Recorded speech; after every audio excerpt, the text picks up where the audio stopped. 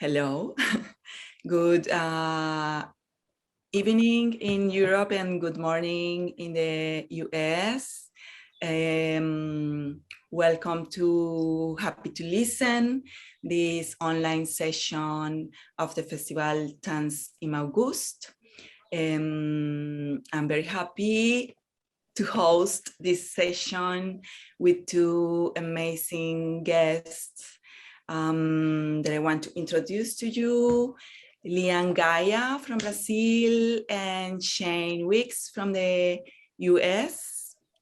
They're gonna introduce themselves and we're gonna have a talk about their work and their practices as not only as artists, but as activists. And yeah, my name is Martha Hincapié Charry. I'm a choreographer and dancer and curator from Colombia. I'm based in Berlin, and I've been invited by Tanz in August to host this session. So I'm going to change now to Portuguese and to say bom dia, Gaia, muito obrigada por estar aqui com nós hoje, para compartilhar esta fala. Bom dia, Shane. Thank you for joining us. Really happy to see you both. Thank you for taking the time and for joining us today. I want you to both please introduce yourself, to talk a little bit about your work and all the amazing things that you are doing. And then we continue the conversation. So, Gaia, se você quer começar, por favor, introduzir você, falar do seu trabalho, o que você quer compartilhar com nós, por favor. Bem-vinda. Quero agradecer primeiro pelo espaço e por estar aqui nesse trabalho bonito, né, que está reunindo temas tão importantes e assuntos tão urgentes. Quero pedir a licença dos meus ancestrais e saudar todos os povos da floresta, os encantados, e agradecer também ao meu povo que me faz estar aqui nessa luta. Eu sou uma mulher indígena. A minha família vem de dois povos diferentes. Parte é do Nordeste, é o povo Kariri, da Paraíba, e a outra parte é da Amazônia, que é a parte da minha mãe materna. E o povo que veio da Amazônia, a gente perdeu as terras, a gente não sabe com precisão sobre a nossa história. E isso é uma grande luta, uma luta diária. E o meu trabalho, ele fala a partir das minhas dores, das dores do meu povo, da minha família. O meu trabalho, ele fala de vingança, ele fala de denúncia. É a forma a qual eu encontrei de vingar e de denunciar tudo que aconteceu com o meu povo, que acontece com o meu povo e com a minha família, até hoje, né? Acho que a barbárie que aconteceu na invasão em 1500, ela acontece até hoje no Brasil, Pindorama, em Abiyala, né? Que é toda a América. Então, sigo resistindo enquanto artista, atriz, performer, com trabalhos autorais e também com trabalhos sendo produzidos por outras instituições e artistas. E estou aqui para trocar com vocês, é isso. Até que é. Ótimo, obrigada. Ok, now I'm going to translate. Eu vou falar um pouquinho para Shane o que você falou. Okay, Shane, I'm going to translate shortly to you what Gaia said. She first of all asked permission to her ancestors to start this conversation, and she was greeting all the First Nations, all the native people of the different different people, and to her lineage, and talking about her work as an actress and performer and activist, especially with the focus, of course, in the things that are happening in Brazil today, with the invasion of the territory and all the violence that the native people from Brazil have been confronting, not only now, but already from 500 years ago. So yeah, like she's happy to be here and to share and also to learn about different perspectives. So thank you. Thank you, Shane. So can you introduce yourself? Kwena Tampa, Bijiki ni bot na dasuis Bijiki and Dodam. A synagogue no wachi medewa matawak nino. Hello, friends. My name is Standing Buffalo. I'm of the Buffalo clan, and I'm a Medewan Matawak man from Shinnecock. My given name is Shane Weeks, but Bijiki Niput is who I am. And thank you all for having me. A little bit about myself and my work. For those who don't know, Shinnecock, we are a federally recognized tribe in the United States on the east end of Long Island in the town called Southampton, New York. And our people have been here for about 13,000 years, at least 13,000 years, when Long Island was created by the last glacier, the last ice age. And a lot of my work focuses on reviving and spreading the history and culture of our people, the indigenous people of Long Island, spreading that knowledge and history to my own family, Shinnecock people, as well as people around the world in the local and greater communities. And, you know, for me, growing up in Shinnecock, because of the several hundred years of oppression, genocide, in many different forms that has taken place here in the United States, starting with the East Coast here. A lot of our history, a lot of our culture has gone underground. You know, a lot of our history and culture had to be protected. Some of it was forgotten. And so a lot of the work that I've been doing is trying to teach that history, because it is not common knowledge, and revive our culture. Because for so many years, up until the 1970s, it was illegal in the United States for us to speak the language that I spoke in my introduction, to practice our culture, to revive and speak about our histories, teachings. So today, my work primarily focuses on that aspect.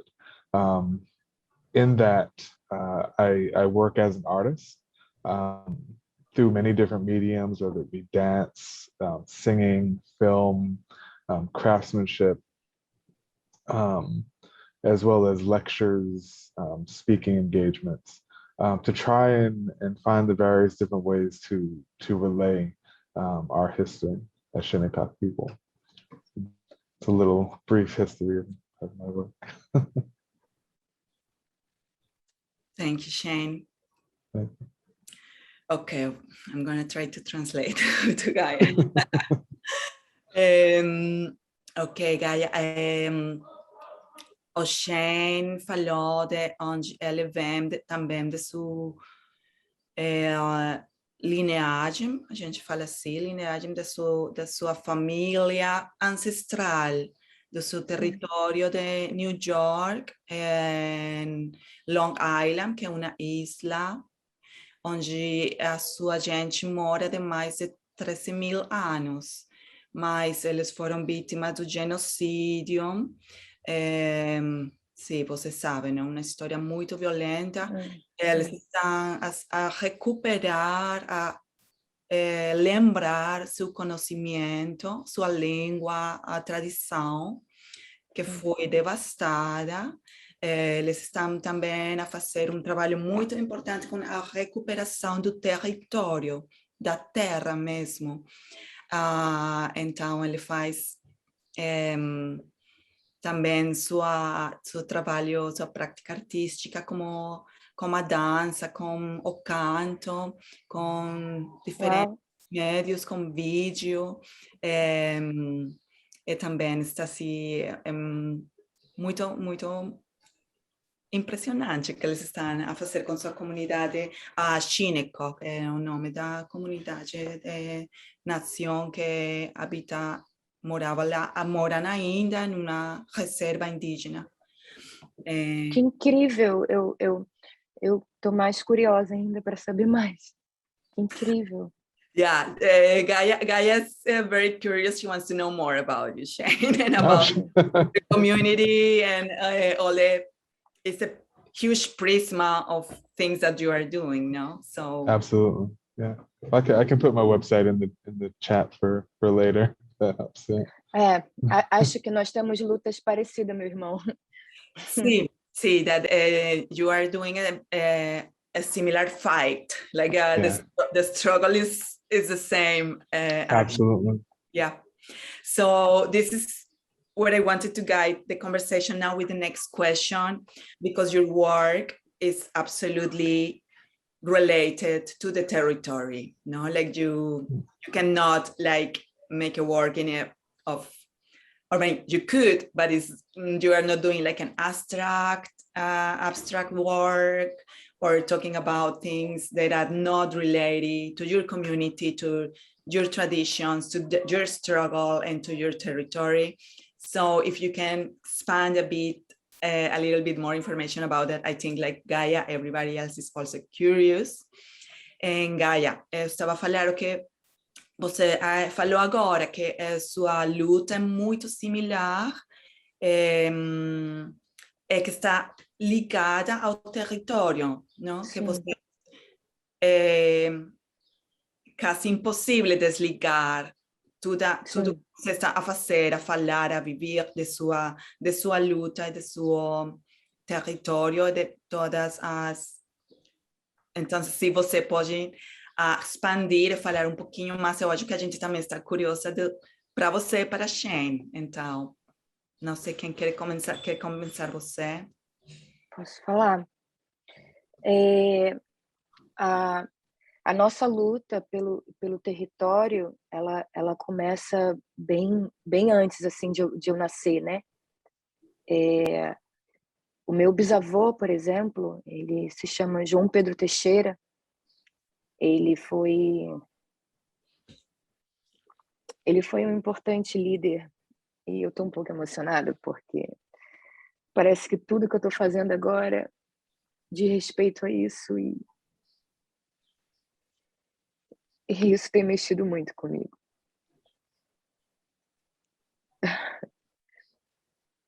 É uma história antiga, mas é uma história que me atravessa agora, porque ela fala da minha identidade, ela fala do meu corpo, ela fala o porquê que eu estou aqui fazendo o que eu estou fazendo. A minha história, ela não fala só de mim, mas ela fala da minha comunidade, ela fala da minha mãe, ela fala do meu bisavô que morreu lutando, pensando que não só ele deveria ter a terra, mas que outras pessoas também deveriam ter terra. E isso continua no meu trabalho, isso continua em saber que parte da minha família ainda está viva, né? Apesar dos tantos assassinatos que acontecem na minha família. Eu perdi grande parte da minha família para de forma indireta e de forma direta e indireta para a luta pela terra e a luta pela própria, como eu posso dizer, a própria sobrevivência de estar aqui agora e de continuar existindo. Acho que traçaram um plano muito cruel para que a gente não estivesse aqui, e para apagar as nossas identidades, desassociando a nossa identidade a qualquer ação que a gente faça que não seja o que é esperado pelo colonizador. Eu estar aqui, por exemplo, de frente a um celular, dentro de um quarto qual tem paredes feitas de concreto, isso não me faz ser menos indígena ou mais indígena, porque quando eu nasci, a cidade ela já tinha tomado a aldeia, então eu não nasci na minha aldeia porque eu ou a minha mãe ela escolheu isso, não tivemos escolhas, perdemos as nossas terras, nos empobreceram e colocaram a cidade deles em cima da nossa comunidade. Então, muitas coisas que aconteceram e que acontecem não é por escolha nossa. E é uma guerra muito desigual, porque a guerra que traça desde da invasão até agora é uma guerra injusta, porque como que você vai armado para uma guerra até os dentes, sabendo que do outro lado as pessoas vão estar vestidas de urucum e da fruta genipapo e cuidando da terra? Como que você vai ter coragem de lutar com um povo que está vestido dessa forma, né? Então, é uma injustiça muito grande. E depois, quando esses corpos eles vão parar nas favelas, nas periferias, no campo, eles são apagados, eles são ditos como mestiços, como pardos, como qualquer outra coisa, menos a identidade que lhes pertence, que é a identidade de ser um corpo originário que está transitando naquela cidade, não por escolha própria, e sim porque foi imposto isso a ele. A gente não teve escolha a não ser continuar existindo e vivendo diante de tanta barbárie que acontece. Acho que tem muitas coisas acontecendo, eu não vou poder dizer todas as coisas que estão acontecendo agora, e a luta que a gente enfrenta diária, elas são muitas, mas a primeira delas é que todo mundo continue respirando, sabe? Eu acho que a luta maior deixa a gente respirar, sabe? Tira o seu fuzil de cima da minha cabeça e tira a sua mão da minha boca, tira o seu olhar preconceituoso sobre quem eu sou. Eu acho que, não sei se vocês viram, acredito que sim, mas o que aconteceu com a comunidade recentemente, a comunidade guaranis e os kaiowás de Mambaí, no Mato Grosso, E o que acontece no Mato Grosso, no Brasil, é o que acontece em outros lugares também do Brasil, mas no Mato Grosso segue de forma disparada o que fazem com os indígenas que estão protegendo o território e estão cuidando das terras. Então, a situação que se instaurou lá é uma situação muito, muito violenta e de muito sofrimento. E essas terras estão sendo invadidas por policiais. Como que a gente vai buscar a justiça se é a justiça que nos mata, né? Então, eu acho que não tem esse lugar lá e aqui da justiça. O que tem é a vingança de estar vivo, é a vingança de continuar, é a vingança de poder se expressar e de poder falar, de poder gritar, de poder cantar. Então, é uma história que se repete, e não é uma história só minha, é uma história da minha mãe, é uma história do meu bisavô que traçou lá, e é uma história, infelizmente, que vai ser da minha sobrinha e dos meus sobrinhos. É uma história que se repete e que não para. O que vem sendo mudado é que vem existindo algumas possibilidades de fala. Ainda é uma luta invisibilizada.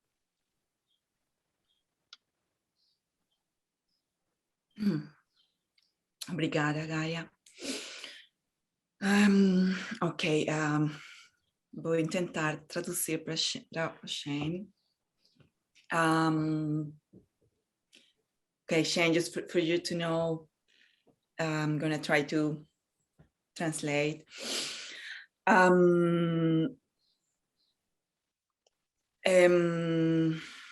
Desculpa, it's very emotional, muito emocionado tudo que Gaia, everything that Gaia was talking about.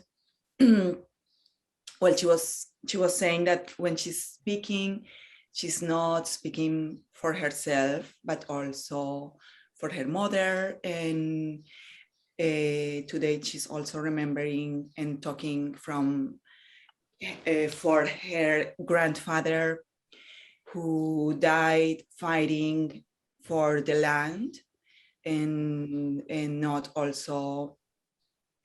to get land for himself, but for the community, because the territory for the indigenous community don't belong just to one person, but to the collective. And he died with this struggle. That is a struggle that is still happening today on a daily basis, not just to her community or her family, but to all the Amazonia and the indigenous territory in Brazil, where they are still like living in a loop where the history is repeating itself, and they are still getting invaded and assassinated. And like recently it was a little bit in the news, I don't know if you get it, you get it in the US, like the Guarani Kiowa community was invaded, and some members of the community were killed. And like the intentions are like the intentions of a genocide are still happening, and it's not over. She was talking that she's touring in Europe right now with the work, and she was talking that she's now like with a telephone in front of her between four walls, but like all these things are not making her less indigenous. And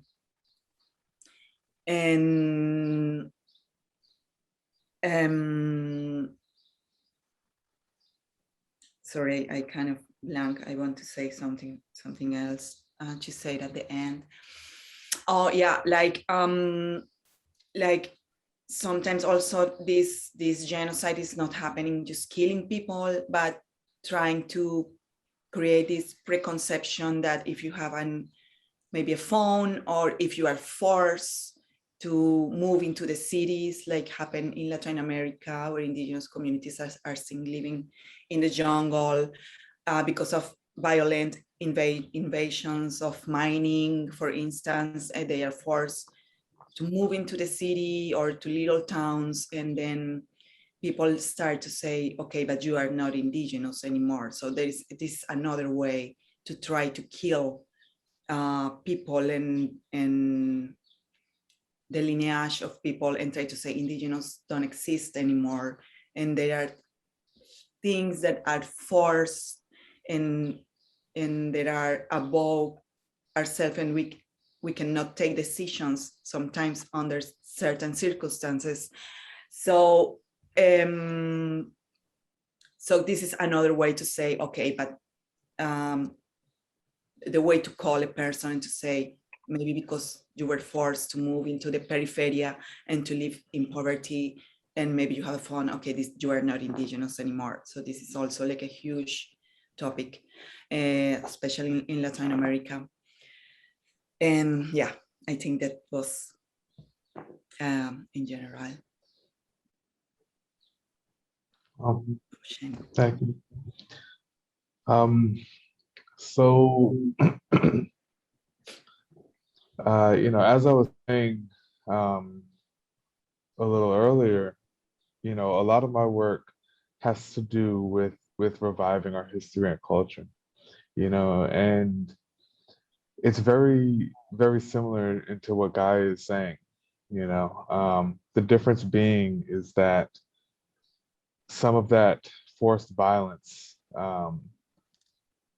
that physical genocide, that happened to us and for a few hundred years ago, and it was probably in the early 1800s to mid 1800s where that genocide started becoming. It was used through paper.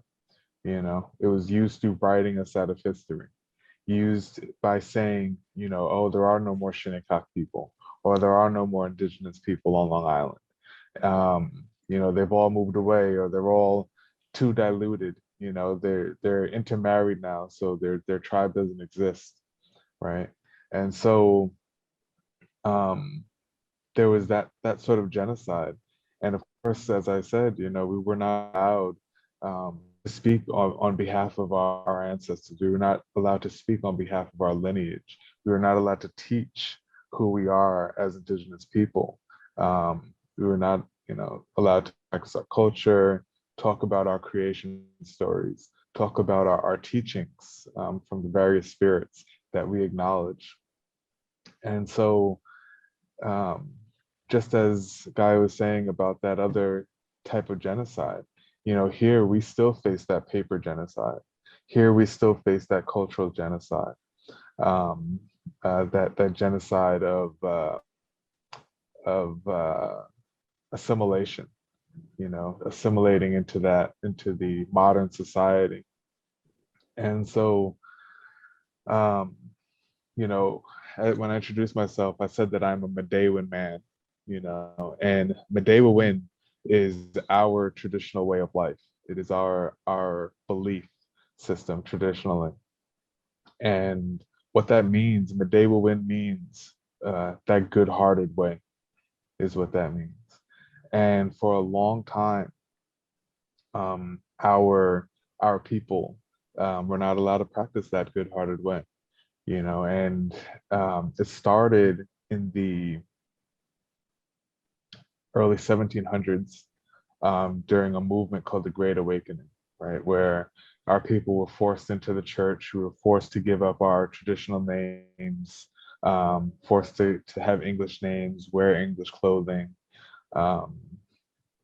and our traditions, our culture had to go underground. And some of the reverends, the Shinnecock indigenous reverends on Long Island, tried to hide our traditions in the church and pretend like they were practicing Christianity, but instead practice teaching about our culture. And Shinnecock's church on the reservation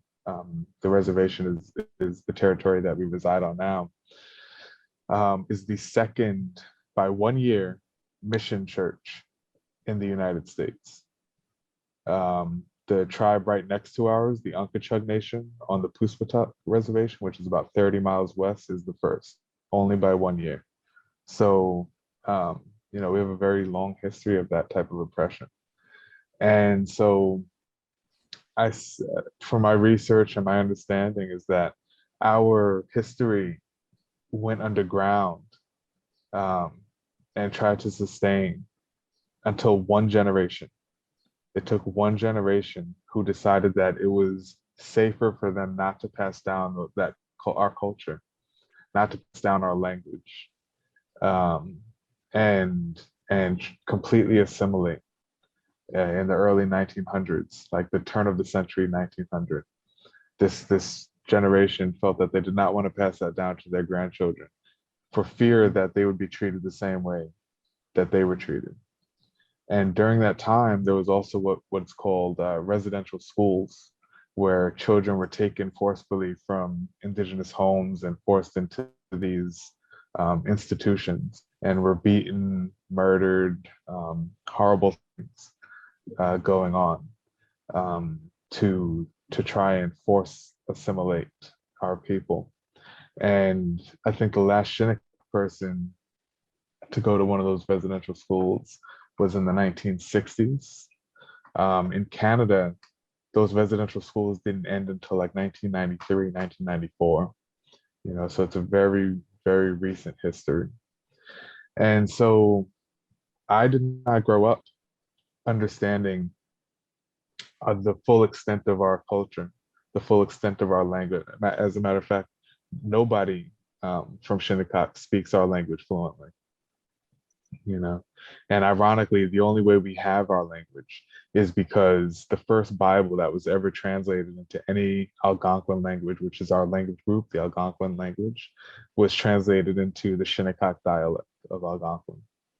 And so we're able to reconstruct that and understand how it sounds by listening to the other tribes that speak a similar or almost exact dialect as ours. And so, you know, a lot of my work today has to do with land preservation.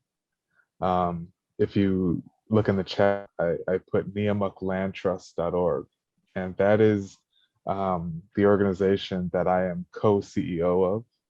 And we primarily focus on protecting, preserving, and purchasing sacred sites, primarily in Shinnecock territory, but also we ally with other tribes on Long Island.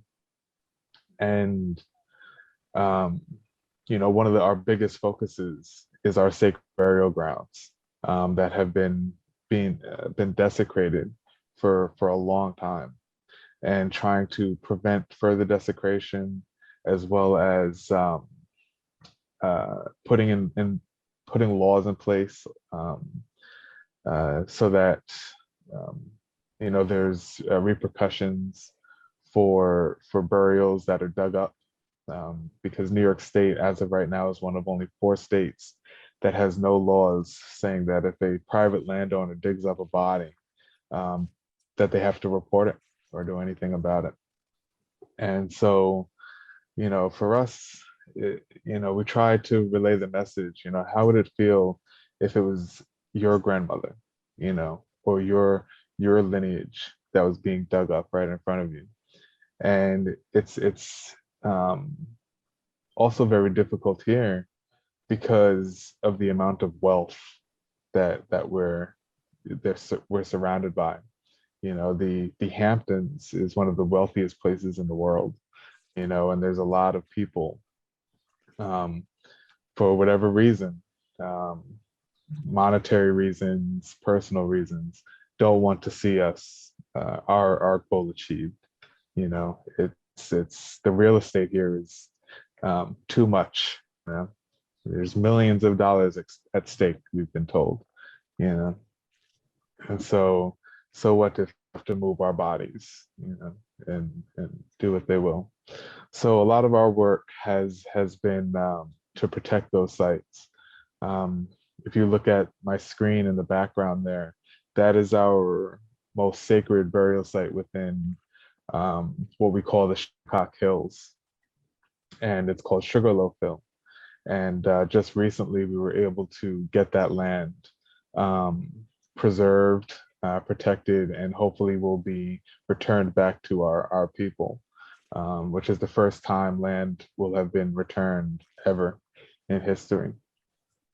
And so, you know, we continue to do that work to try and protect those sites. And, you know, a big part of that is education. You know, a big part of that is educating people as to why it is that we have to protect these things. What happened in history that has led us to these events today, you know? And we've come to find that that's just not common knowledge. You know, most people just have no idea of the realities that we face as Indigenous people. And so I think that's a huge part of this work. You know, it's not just about fundraising to purchase land. You know, it's the only way we've been able to do what we've been able to do is education and creating allies. to help us in this work, you know. And the Shinnecock Hills, for instance, was stolen from us in 1859 when the railroad came from New York City out to Sag Harbor, which is a little bit east of us, still in Shinnecock territory. And the people who wanted to build the railroad needed to go through our territory. And they got signatures of 21 people, Shinnecock people, some of whom were dead, some of whom actually weren't Shinnecock at all, and none of them were leadership, and deemed that okay to be able to take almost 4,000 acres of land from us. And this was also during what was called the Non-Intercourse Act, where it said that it took an act of Congress for land transactions between anybody and any Native community, which did not happen. And so at the time, we tried to fight for it, but our people were not allowed into the court systems. And until the 1970s, after the American Indian Movement, or AIM. And at that time, we filed the land claim for Shinnecock Hills, but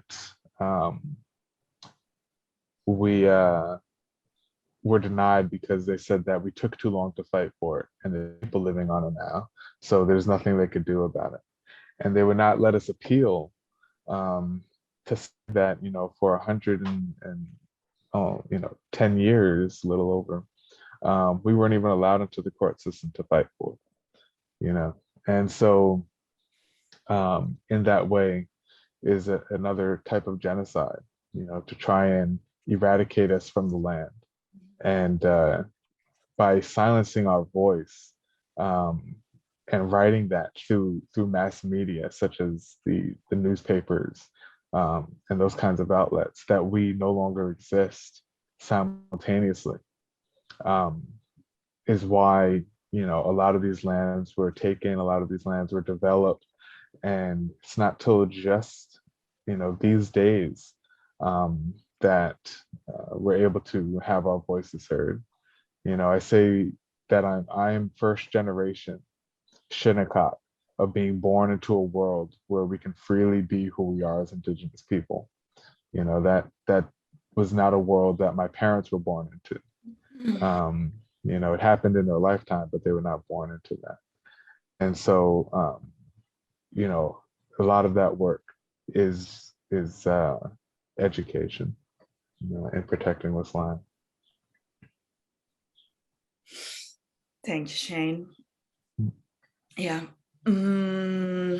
Yeah, there's so much to say, so little time.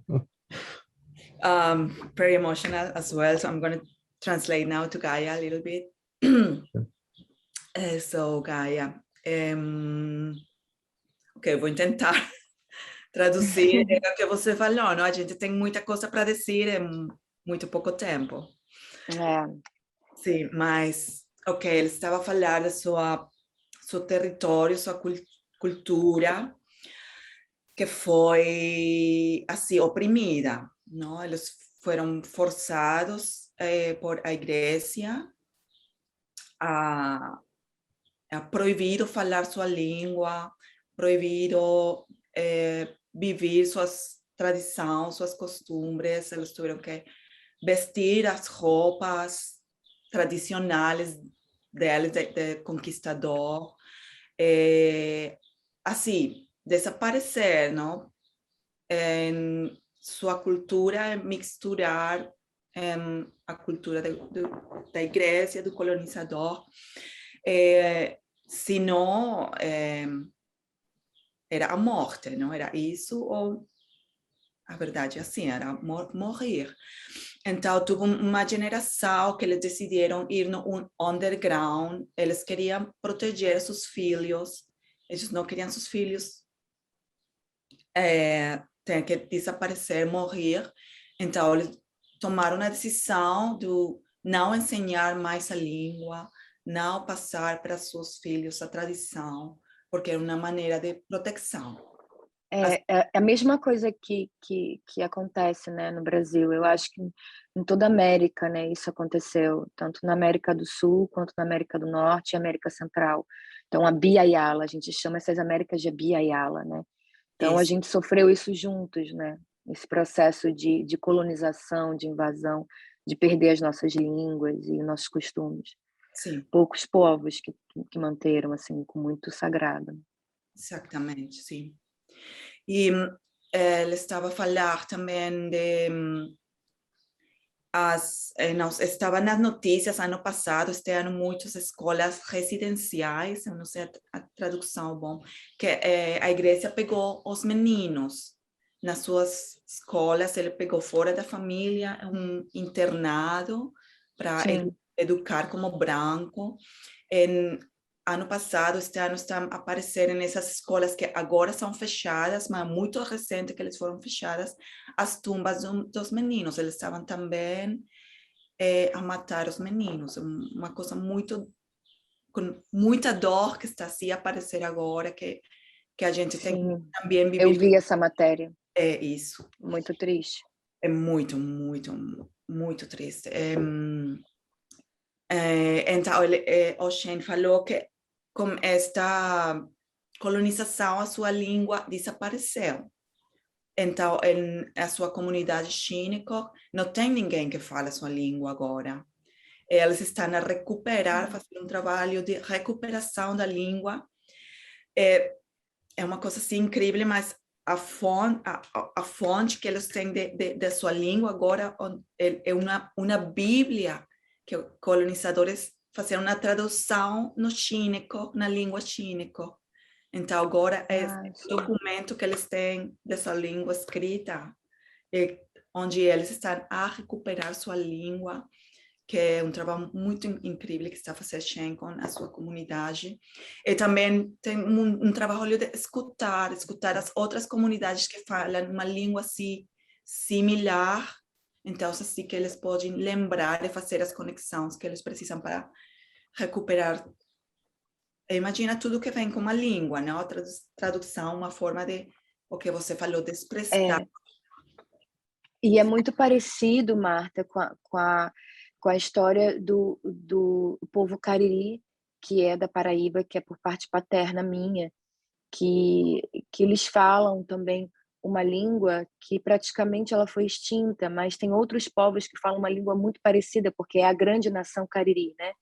Então, o Dzobuquacapá, que é a língua dos Cariri e dos Cariri Xocó também, da grande nação Cariri, a gente está fazendo também um processo de tentar aprender de novo e de ouvir, mas tem parentes que já falam de forma fluente, né? Mas é um resgate também, não é fácil. Não é fácil, não, mas é demais que a gente está fazendo assim esse trabalho incrível. Sim.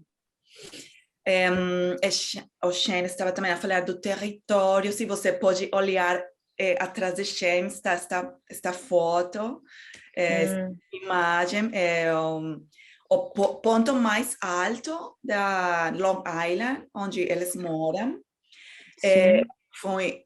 Toda a cidade estava muito colonizada, as gentes da New York, da cidade, chegaram lá, e agora ali moram muitos bilionários. Não, tem gente com muito dinheiro que moram lá.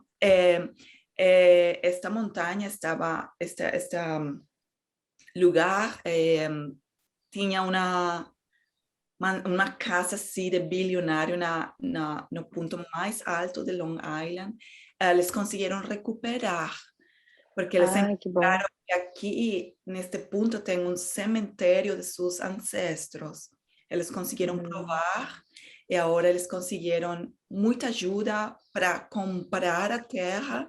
Eles estão nesse processo de recuperar legalmente o terreno.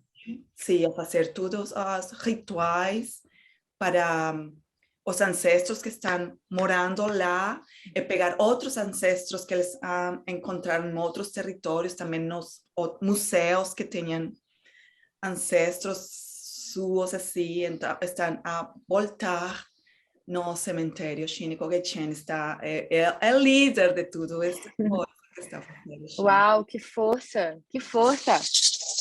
Isso é para você, this is for you, Shane. Yeah, she's saying that is like we share the same history through history, not like the same struggle and the same challenges. But yeah, she's congratulating you for all the work with it. Thank you. Yeah, and she was talking about some communities also that are working with the language, like recovering and trying to not to lose it, not to let it dissolve with all the very hard things that the communities have to confront to keep themselves alive, with this survival fight that is really like literally that life and death, Yeah, absolutely. And yeah, I was very emotional hearing you talking about the sugar loaf. I was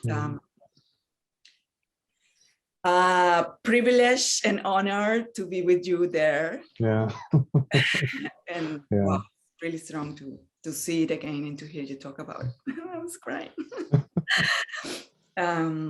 Okay, so now I want to, because this is a dance festival, so I want to talk a little bit more about the body and about your approach to the body and to dance and to what in Latin America we say it in Spanish, like poner el cuerpo, like the body is always in the front line. And we are not just doing like theory or whatever, we are just like, putting the body in the work, and also sometimes in situations that are not so safe. So I want you to share about a little bit more about this body dance perspective, what dance means in all this struggle and all this fight, and also from the artistic point of view as well. And now I'm gonna translate to Gaia.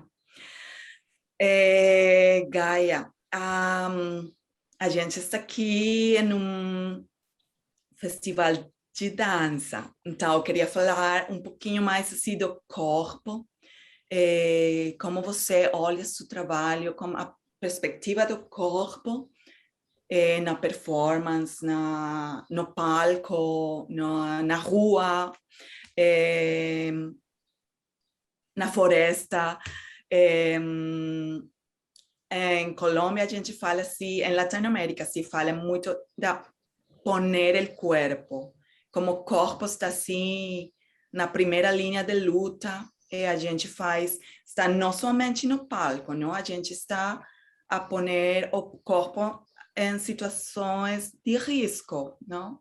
Que é parte da luta, exponer o corpo, e como a dança também acompanha a tradição, como a dança é muito importante para nossos ancestros e também para os rituais. A música também, não? Vocês agora tocaram a mariaca, que é também muito importante. Se vocês falar assim, um pouquinho mais dessa perspectiva, por favor. Sim. É muito curioso, porque eu acredito que em muitos lugares que eu vou, né, tanto na cidade quanto... Eu acho que na floresta talvez não, mas na cidade praticamente, o meu corpo parece que ele chega antes do que o meu espírito, né? As pessoas quando olham para mim, elas não veem o meu espírito, elas veem o meu corpo. Então, e daí vem várias questões, né? A partir desse corpo que o outro vê, que o outro ele se impacta, ele se apaixona, ele observa, ele tem as iras, as raivas, os preconceitos. Então esse corpo que aqui te fala é um corpo que impacta o mundo, né, de alguma forma, ainda mais quando ele vem acompanhado dos traços, né, da memória dos meus ancestrais, que é a cor da minha pele, o meu cabelo, o tamanho do meu nariz, o tamanho da minha boca, o comprimento do meu corpo e o peso do meu corpo. Então, ele já é um corpo que quando ele chega na cidade, ele já tem um certo impacto quando ele está pintado, né? Quando ele está com um cocar, ou quando eu estou com a maraca, né? Então, muitas coisas acontecem. E como que eu lido com essas respostas, né, que eu recebo a partir de outros corpos, é também através da dança, é também através do canto, é também através das performances, da interpretação, da atuação. Eu costumo dizer o que minha mãe me diz, né, que ela fala que antes de eu falar, eu dancei, né? Então, eu sempre tive uma coisa muito forte com o corpo. Eu acho que vocês percebem, né? Eu gesticulo bastante para falar. Então, eu acho que o corpo ele também é uma forma de denúncia e é uma forma de resistência, não só quando ele está dentro de um coletivo fazendo um ritual de dança, de cura, de cultuação de qualquer encantado ou de qualquer movimento artístico de expressão, mas ele está ali também como um ato de, olha, eu estou viva. Apesar de vocês quererem tirar a esperança, né? Querer matar qualquer tipo de esperança, porque às vezes quando associam os nossos corpos, associam somente os nossos corpos à tragédia, né? Que existe, que é real e que está na nossa vida. Mas existe também nos nossos corpos a dança, existe a vida na gente, existe a esperança, a prosperidade de colheita e de cuidado com a terra e de respeito com o nosso corpo, que o nosso corpo ele é um canal para a gente poder fazer ações nesse mundo aqui, o qual a gente está, e que não é tão diferente do mundo qual a gente pode estar também. Mas eu acredito que o corpo, o movimento, ele é uma grande oportunidade para uma ação que pode movimentar muitas coisas, não só o seu corpo, mas como pode movimentar outros corpos também. Atualmente eu estou fazendo um espetáculo que se chama Depois do Silêncio. Après du silence. É um espetáculo que fala sobre um livro que se chama Torturado, que o Itamar Vieira Júnior escreveu, que é um homem indígena e um homem preto também, ele se autodeclara afro-indígena, e ele conta a história de pessoas que lutam pela terra e que morrem pela terra, né? E essa peça é baseada nesse livro e também no documentário que conta a história da minha família, que se chama Cabra Marcado para Morrer, do Eduardo Coutinho. Esse documentário e esse livro, eles são a base da movimentação desse espetáculo, né?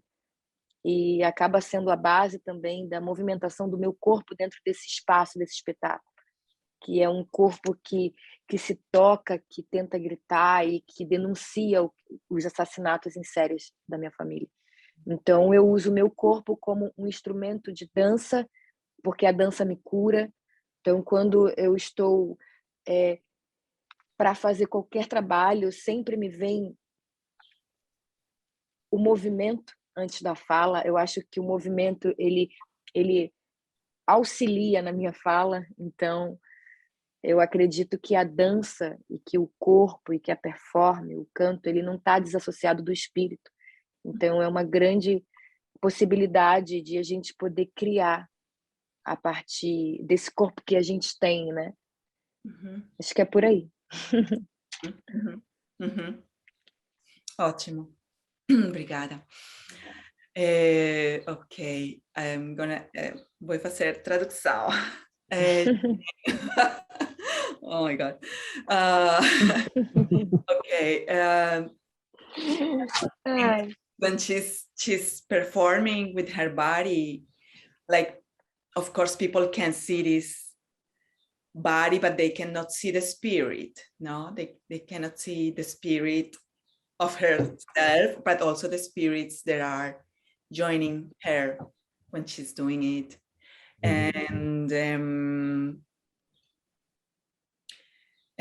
she was talking how it's so important, this expression of the body, because to dance and to sing and to be able to share this, it means that we are alive, and that there is hope, because there are so many forces trying to kill this hope and to take away our vital forces. So when we do this, it's also an act of saying, yeah, we are here and we are alive and we are present. And maybe what we are moving with our bodies is also moving somebody else somehow. She was saying before, I forgot, but I remember now that I didn't translate it, that that we sometimes, like, the struggle is so strong, like the most important thing for us is like to keep on breathing, and that it's already a lot. And I was remembering also the death of George Floyd, like all this movement that generates, like the Black Lives Matter, like the phrases that he was saying, like, I cannot breathe, like it means so much. It says a lot, too much. And yeah, she was talking about also, like, this is a kind of revenge, to say we are here and we are alive and we are dancing and we are singing. And even though people will prefer this not to happen, sorry, it's happening. Yeah. So, yeah. So for us, as Indigenous people of North America, our people, many of our people, grow up dancing almost from birth.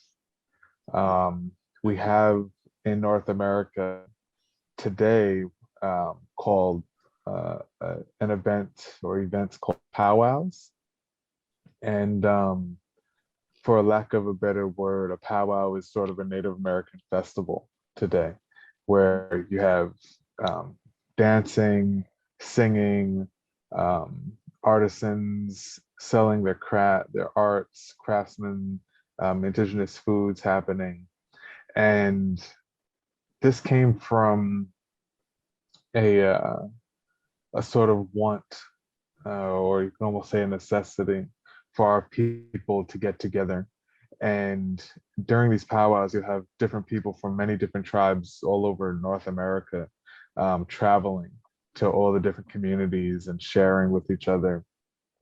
And also, it became very public, as a lot of the general public is invited as well.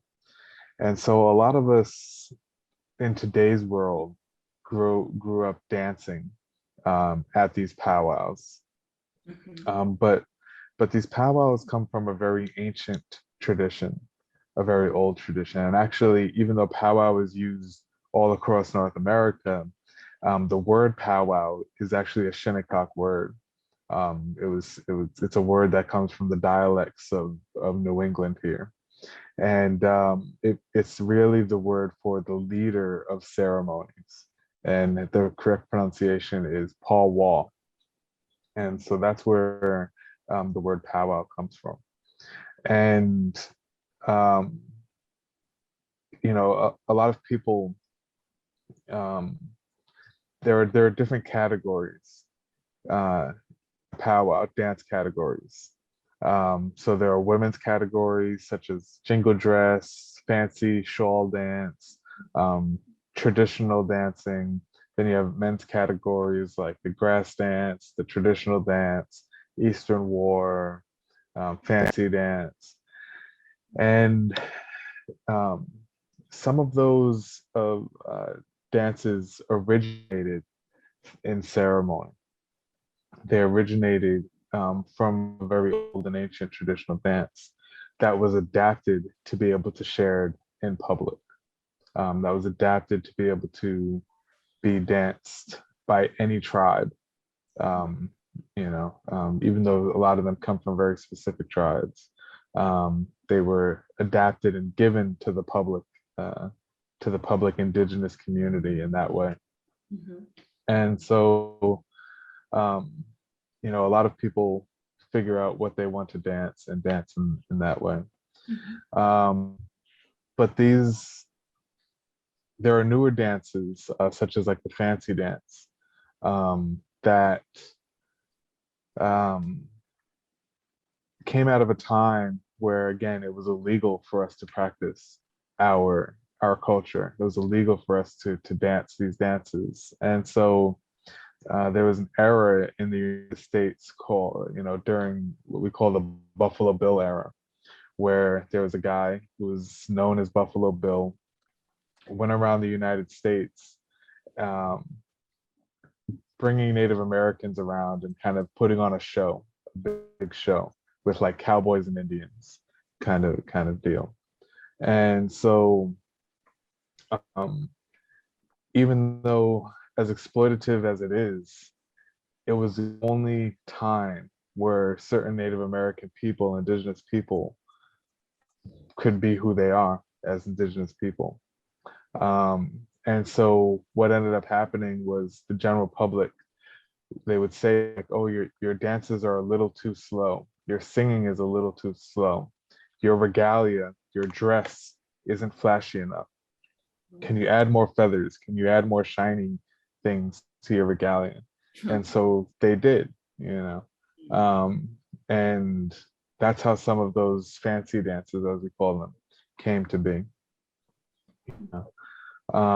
Some of the other dances, actually healing dances, in their fullest form, but they were adapted. Like I said, they were adapted from ceremony to become a public dance. And if you were to see the actual ceremonial dance, it's a completely different thing than what you see at a powwow. Mm-hmm. And so for us, we say that dancing is a form of prayer. Dancing is a form of prayer, and it's a form of expression. For many of the dances are telling a story. Many dances are telling a personal story. Mm-hmm. The dress that we wear, we call it a regalia, but it's made up of things that normally represent the individual who's wearing it. It's not like a universal garb. Mm-hmm. And so every single item normally represents something very personal. Maybe they got it from a good friend or a family member, or was passed down by their ancestors, or they got it on an adventure or hunt, or something like that. And so it's a very personal experience. Yeah. Our dancing. About yours, that yours is amazing. Yeah, thank you. And so mine, for instance, is made up of things that I've gotten on my travels. It's made up of things that were gifts. Almost all of it is made of gifts and things that I've gotten on travels. Mm-hmm. And so it goes hand in hand with singing, because we say that those singers who are also playing on the drum create the fluidity and the heartbeat of creation. And so that's what we're listening to when we're dancing. That it's not just us that's dancing there. We're dancing with all of creation. And so it is a form of expression. It's a form of receiving and it's a form of giving also, you know. And, you know, like I said, for many of us, we grew up from birth dancing in the circle, as we said.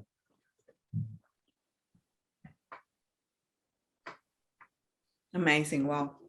Great, thank you, Shane. Shane só falar as reuniões de dança que eles fazem agora em América do Norte, nas comunidades que eles chamam powwow. Não sei se você escutou assim, eu posso depois mandar para você. Ele está buscando a mostrar para nós uma coisa que está buscando. Então ele fala que a expressão original vem da sua língua. O que usamos agora em toda a Norte-América para este powwow vem da sua língua Shinnecock. É que o significado original é uma cerimônia ritual que eles estavam a fazer. Então, quando os colonizadores chegaram, eles proibiram eles fazer as suas danças, seus rituais, tudo. Mas eles queriam usar para fazer uma festa, eles queriam ter um dia de diversão. Então, eles organizavam estes encontros do indígena com o cowboy, não? A figura do colonizador. Desculpa, que escreveram no chat. Ok. Esta figura assim, dos filmes do colonizador que estava a viver lá, de que eles chamam cowboy, eu não sei a expressão.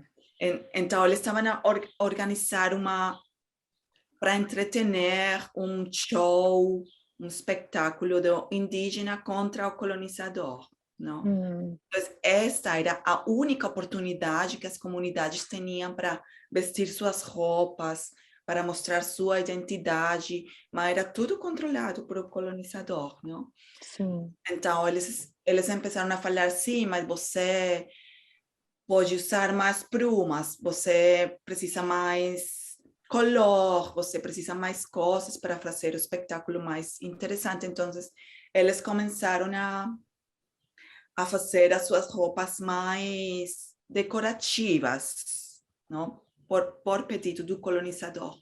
De allí nasceu estes encontros de dança que agora chamam powwow, que são competições. E tem desculpa, falei a palavra também em espanhol. Eu esqueci. Tem umas para homens, para mulheres, para ninhos, a dança dança de uma coisa, dança da erva, dança de outra coisa. Mas agora é uma excusa para a gente se encontrar e compartilhar a comida tradicional, o que eles estão a criar, os colhares que eles vendem, eles compartilham a música, as danças. Mas tudo isso originalmente era uma cerimônia, rituais muito sagrados, que essas coisas, eles não estão para compartilhar em atos públicos, não? Sim. Pertenecem nas comunidades, mas agora este powwow existe como um acto público, pode vir a gente que quer para olhar, para estar em comunidade, mas é muito diferente do que a comunidade em sua intimidade faz. Claro. Você conhece. Então, ele está falando que chamam regalia, que como cada pessoa veste sua tradição, que faz parte da comunidade, mas é muito pessoal também, é uma coisa do caráter, da personalidade e do espírito da pessoa que acompanha. Então, cada pessoa vai ter sua própria vestimenta. Também tem coisas que a gente dá e outras comunidades dão para vocês. Quando você viaja, quando você encontra, talvez tem uma liderança que dá para você algo para você vestir quando você está a fazer sua dança. Ele fala que a dança é também uma oração. Quando você está aí orar, não sei, em espanhol a gente fala orar. Orar, rezar. A gente também usa isso. A dança é um Para fazer os rituais, né? Tem exatamente. muitos rituais com dança. A dança está sempre acompanhada por espíritos, por encantados, que estão sempre a acompanhar o que a gente está a dançar, sempre em relação com a terra, em relação com os cantos, em relação com... eles usam muito o tambor, a percussão, mas também usam maracão muito. Depende. Então, ele estava a falar tudo o significado na história desses encontros de dança. Eu falei para a Chen para compartilhar conosco o que ele, porque é incrível, você vai olhar agora que ele vai mostrar nós o que ele Vamos ver. para dançar. About how do you feel about the impact all of the decolonization, the colonial work, educational work, empathic work, like it has so many, the scale is so huge, so many layers. How do you feel, or how do you perceive that your work is somehow impacting I don't know, people, individuals, or institutions, for instance, museums? We were with Jane also talking a lot about museums, or even the people of your community. I don't know, like maybe if you want to talk about a little bit about that, I'm going to ask to Gaia.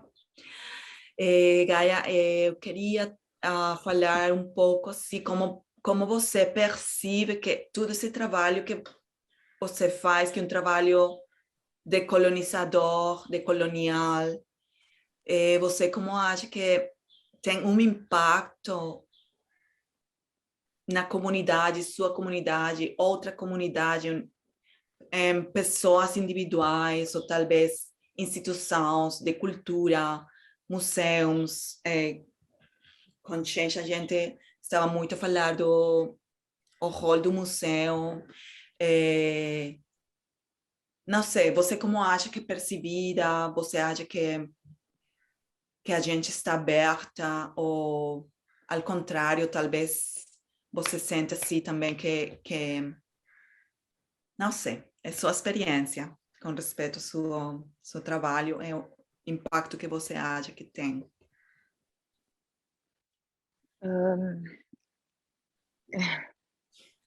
Eu acho que o trabalho ele existe, né? O trabalho existe e eu consigo dentro de mim como eu posso dizer, me transformar, sabe? E consigo ressignificar e reorganizar toda a dor, a raiva, o sentimento de injustiça e de raiva, e muita raiva, e raiva de novo, e muita raiva. Uhum. Eu consigo jogar, lançar, acertar de forma a qual vinga sementes, porque quando eu faço um trabalho denunciando tudo que eu denuncio e falando e levantando a minha origem, mostrando que a gente existe, denunciando que estamos sendo massacrados e que está acontecendo um genocídio agora, enquanto a gente fala, as pessoas estão sendo assassinadas. Eu acho que poder falar sobre isso, ter um espaço como esse e outros espaços, qual a luta e a minha origem, ela me permite dizer, porque eu não estou sozinha, apesar de eu parecer aqui sozinha nesse espaço, eu sinto que tem muitos outros aqui comigo, me olhando e dizendo, eu estou aqui contigo, é isso, continua. Eu sinto que surge, sim, alguns efeitos. Eu sinto vejo, e de forma concreta, as pessoas chegam para poder agradecer, chegam para poder falar, poxa, que interessante, que bom, eu penso da mesma forma. Então, nossa, eu não pensava desse jeito, agora eu estou começando a ver por um outro lado como que é a história.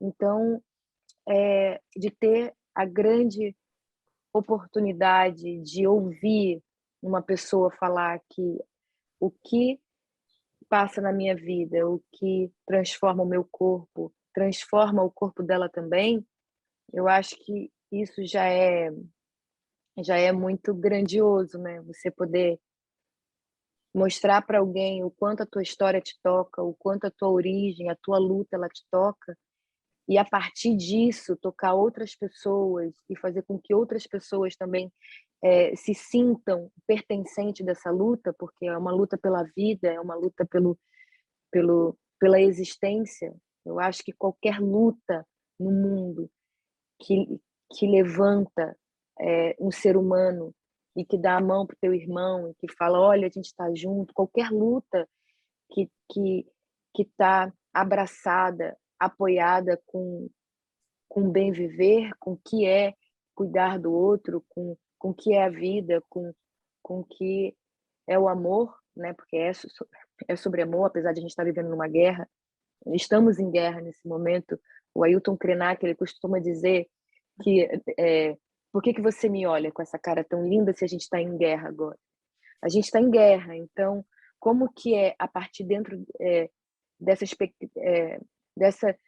expectativa e dessa própria vivência de que é a guerra, como que é viver de forma digna e minimamente direcionada para a vida dentro de uma grande guerra, né? Estamos em guerra desde que o mundo é mundo, e isso não é uma história de agora, essa história não é de agora, essa história de pessoas quererem serem melhores do que outras pessoas, ou melhores do que a própria árvore, do que um animal, do que qualquer outra coisa, essa história é muito antiga. Essa história não vem de mim, não vem do meu povo. Essa história ela vem da humanidade, né?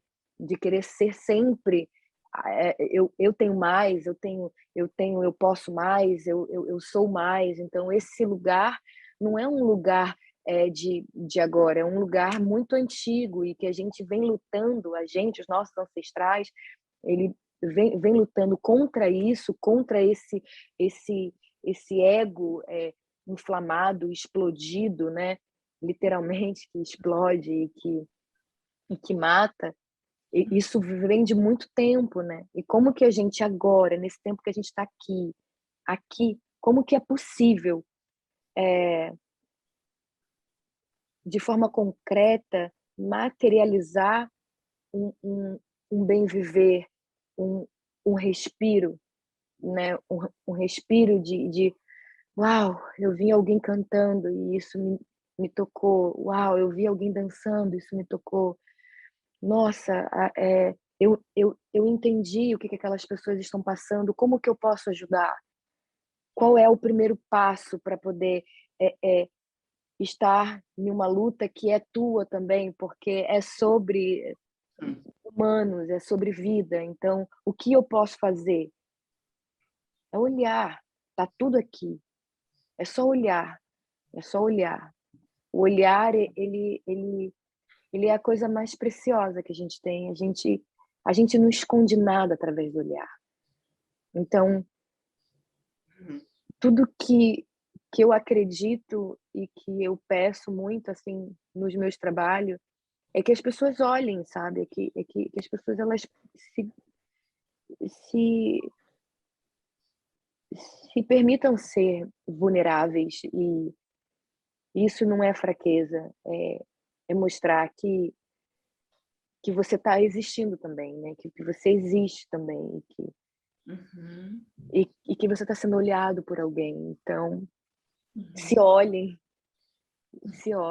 e eu acho que quando tem olhar, tem mudança, tem respeito, tem confiança,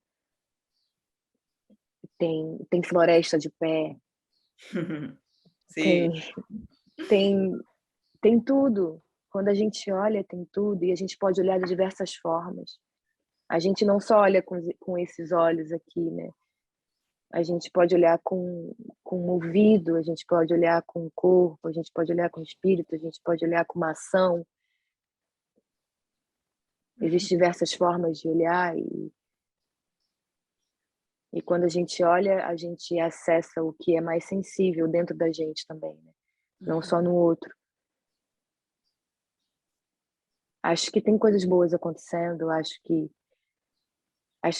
a gente está tentando. Eu acredito que eu, Shane, a gente está tentando, a gente está conseguindo, a gente está conseguindo de alguma forma, a gente está movimentando alguma coisa dentro. Enquanto eu falo, eu sinto o meu corpo se movimentar. Então, quando eu movimento o maracá é como se fosse o mundo, é como se fosse o planeta. Quando a gente balança ele, a gente gira o mundo também. Então é possível alguma coisa ser feita, eu acredito. Apesar de tudo, eu ainda acredito. Então eu tô aqui, né? Vocês estão aqui, então é isso. Obrigada, Gaia. Bom, ok. Shane, Gaia was talking about her work, her body, through what she's sharing, she's managing to transform maybe the frustration or the anger or the pain that is attached to many of the things that we were talking about. So for her, to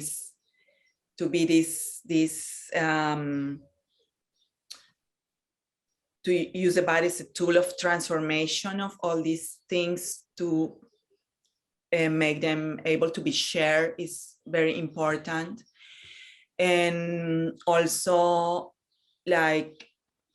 when she's working with her body, to be able to, or also when she's watching somebody dancing or singing or sharing a work, to have like a fresh air, like when you can say oh, thank you, like a relief, to be a relief, and also to feel this relief when you are watching somebody else doing the work.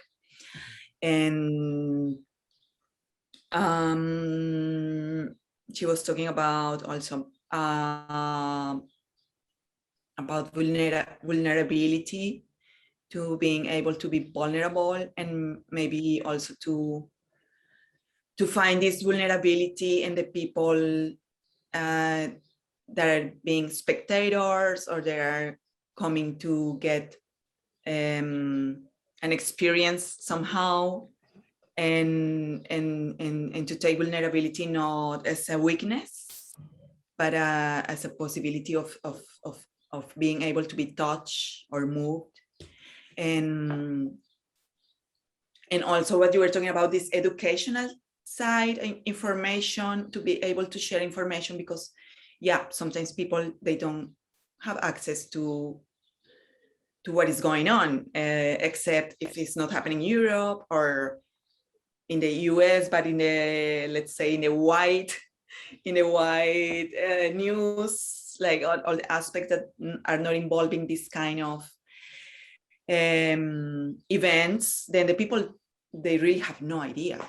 And then when she realized that when she's sharing information and the people get it hits them okay, thank you, because I just didn't know. So now I can get a new perspective about this. And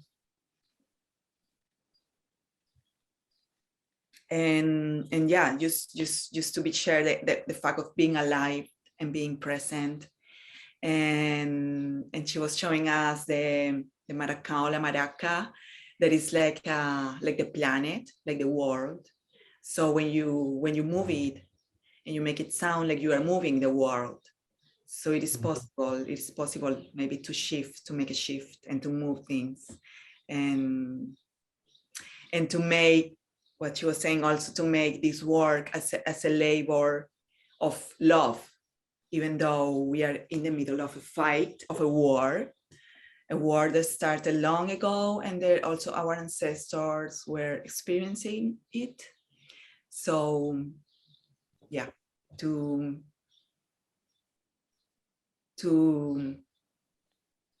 yeah, I think you got it. Wow. So yeah, you know, I think from what I've been able to see, you know, our work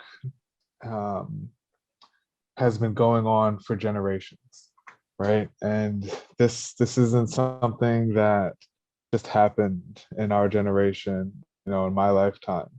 It's been a very consistent work for, you know, 400 or 500 years. And it's something that this work is something that's passed down through the teachings, through dance, through songs, through our creation stories, to be able to continue on, to be able to continue the fight, to protect who we are and everything that's connected to us, right? Our land, the water, the air, and to be able to continue that fight through the generations, you know. And it's because of that, that's how we've been able to exist to this point today, you know, that it was never a forgotten cause, you know. It was always something that was taught on to the young ones, and so on and so forth. And for us, you know, there's a couple of things that I want to share. You know, for us, we know of what was known as the Seven Fires Prophecy, right? And the Seven Fires Prophecy happened maybe it started maybe 1,000 years ago, where there were 7 prophets throughout the Northeast coastline here that spoke of a time that would come, that a race of people would come to this coast and would begin to destroy our way of life, and that if we didn't move, that we would be destroyed. And so there was a huge migration of people, millions of people that migrated out west to preserve our way of life. And some of us stayed here. That's why we're here today. And each fire of the Seven Fires Prophecy talks about a point in time. And it talks about a time where that time would come and our way of life would start to deteriorate. And it would go from a time of spiritualism to a time of materialism. And eventually it says that, you know, the elders would try and bring our way of life back, but it wouldn't be ready. The world would be ready. And as time would go on, that finally the youth would step up and retrace those steps of the migration and bring our way of life back full circle. You know, so if we're talking about that in that sense, this work has been going on for a long, long time. You know, they've carbon dated scrolls, birch bark scrolls that talk about the migration to 700 years old. So we know it ended at least 700 years ago. And so, you know, this work, for us to survive, it takes multi-generational dedication. You know, it has to be picked up by the young people, and it has to be taught by the elders. It has to be taught by the ones that are older, and not forgotten, and reiterated in a matter of fact form, so that way our history can be preserved and is perpetual. You know, so we now identify this time now as that 7th fire, and you can see that because, as I was saying before, one generation ago, even when I was younger, not even that long ago, you did not find so many people willing to listen. You did not find so many people willing to watch and join our movements. And today, you know, we are finding that people are awakening to what we have to say, and people are aligning with us as Indigenous people of this part of the world to be able to get our word across, and to be able to fight and preserve who we are as Indigenous people. So I think that it's just that persistence, you know, that consistency that,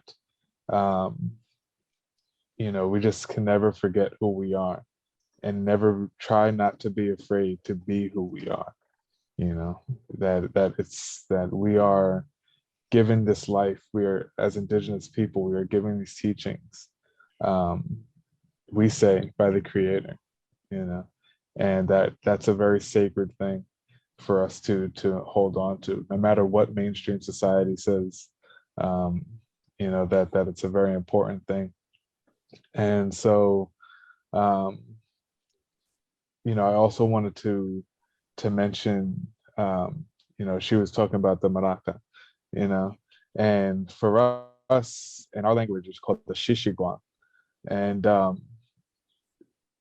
for us, what it represents is what some people call the Big Bang, but creation story, it talks about when the Creator woke up in this darkness. It was completely dark, and when the Creator woke up, all of his thoughts woke up at the same time, and his thoughts expanded out into the universe. And that sound, that was his thoughts expanding out into the universe. That's what the sound was. And all the stars, planets, and everything was the Creator's thoughts going out. So it's very interesting to hear her teachings behind that. You know, and we have a saying almost across all of North America, but in our language, it's Wameni Tampeo, which means all of my relations. And when you're saying that, you know, we're acknowledging our relationship to all of creation, you know, not just your mother, your father, your brother, your sister, but your connection to the rocks, the animals, the water, and how what one part of creation acts, you know, creates an effect to any and all other parts of the rest of creation, and that interrelationship and that interdependency that we recognize when we say that. So I just wanted to say that much. Thank you. Amazing. Yeah, beautiful. Great. Okay, I'm gonna try to translate. Ok, Gaia. A gente estava a falar da sua comunidade, da história da sua comunidade, da luta que começou mais atrás de 500 anos, porque eles receberam uma profecia, a profecia dos 7 fogos. Nessa profecia falava que eles tinham que mover, ir, porque ia chegar a gente no mar, a gente que ia destruir tudo. Eles tinham que escapar, esconder. Então, sua gente fez uma mobilização 700 anos atrás, que eles sabiam o que ia acontecer. Então, eles moveram no território, e por essa movimentação que eles fizeram que a gente ainda viva. Então, a gente fala que para eles a luta começou muito antes dos 500 anos, porque eles sabiam o que ia acontecer, eles tinham que mover, esconder. E agora, no final, ele estava falando do maracau que você mostrou. Eles usam também maracau. Para eles, o maracau é a história da origem do criação. Eles estavam falando que o espírito da criação criou o universo com o maracau.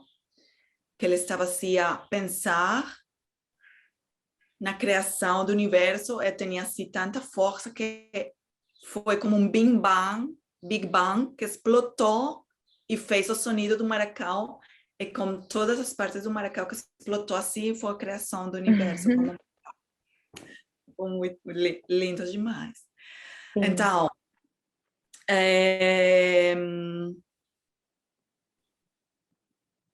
sim, uma vez mais a falar da luta, falar da sobrevivência, que é isso, não? Que a gente está realmente a falar de vida ou morte, não? Da proteção do conhecimento, sempre acompanhado do espírito, a proteção da tradição, a proteção dos corpos, a proteção da comunidade. E Shane estava a falar que há muito pouco tempo atrás, quando ele estava jovem, ele fala que era jovem. Shane, why are you saying that when you were young? What do you mean? You're still super young. Okay. Quando ele era jovem, ele fala que ele era jovem, uns anos atrás, que a gente não conseguia escutar, ele não conseguia compartilhar nada, mas agora ele tem mais, ele sente a possibilidade mais de falar, de compartilhar, ele sente que a gente está a escutar, o que você falava da escuta, não? É importante se a gente quer acessar mais pessoas. Sim. Que está, não é fácil mesmo. Não é fácil, não, mas ele sente que as coisas estão a cambiar. A percepção, que é positivo. Sim. Sabe? Sim. É isso. So, I'm going to start to close the conversation.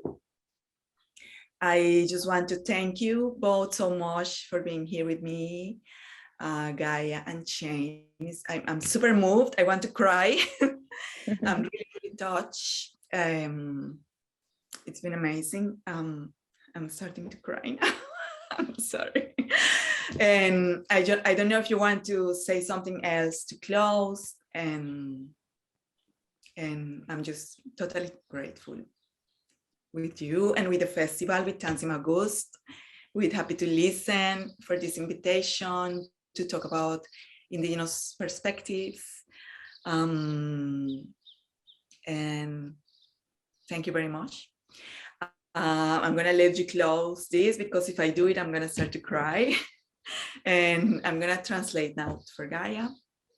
And Gaia, muito obrigada. Estou assim muito comovida. Quero chorar. Vi tudo.